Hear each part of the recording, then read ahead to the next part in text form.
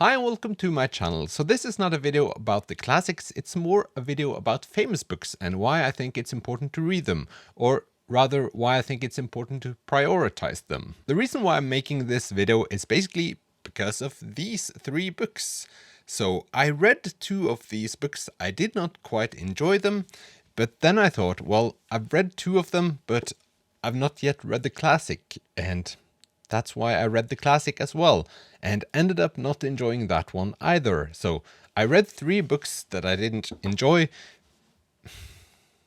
I see how this is my fault entirely, but I do regret not starting with the classic.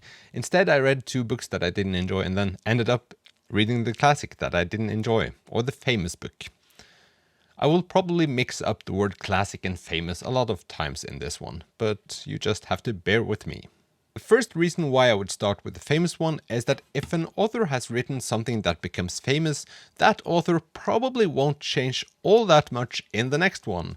Of course, the story may be different, or should be different, except from a series, but the language won't change all that much probably. All authors seem to have a hang-up of some sort, so some might have fallen in love with commas and use them constantly. They have sentences or words they use all the time, or maybe they just have fallen in love with a special car that they mention all the time.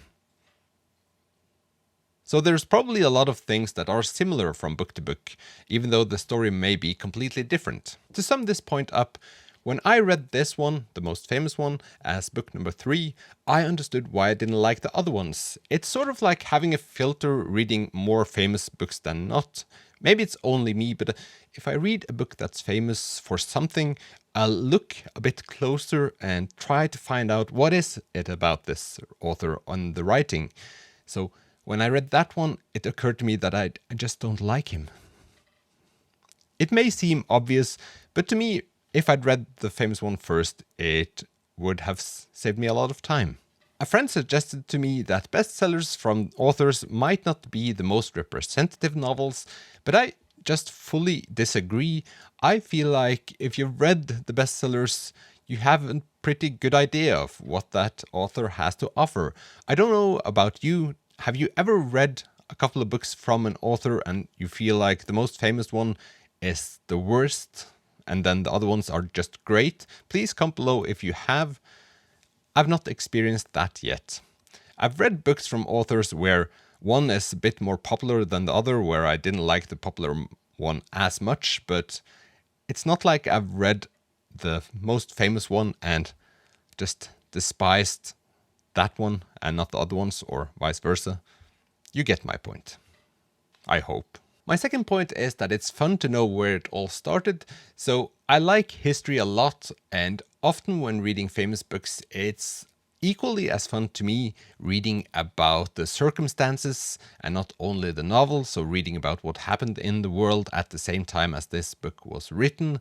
And often when I look for books in general and I see when they're written, I, in my head, go to that time and try to put myself in that situation. Not always a success, but especially when books are written during the Second World War, I find that immensely interesting, how someone can sit somewhere and write a book when war is happening all over the world. Of course, not every famous book is a debut novel, so when I say how it all started, I'm referring to when the career kicked off with that one famous book.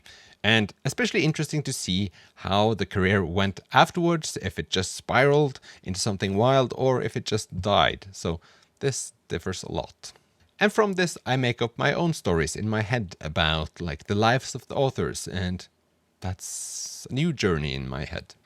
Also, a point is that many novels aren't especially famous for their writing or language. They're more famous for when they were written and the context. So it's a great way of getting into a theme, whether it's like civil war or racism or moon landing.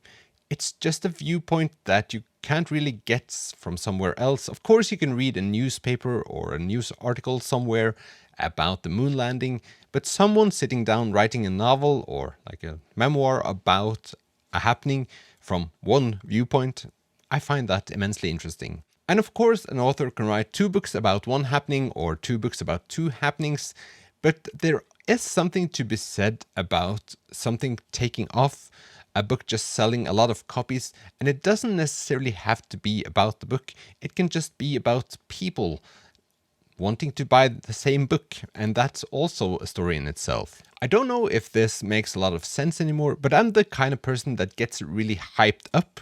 So when other people are hyped up, I get hyped up as well.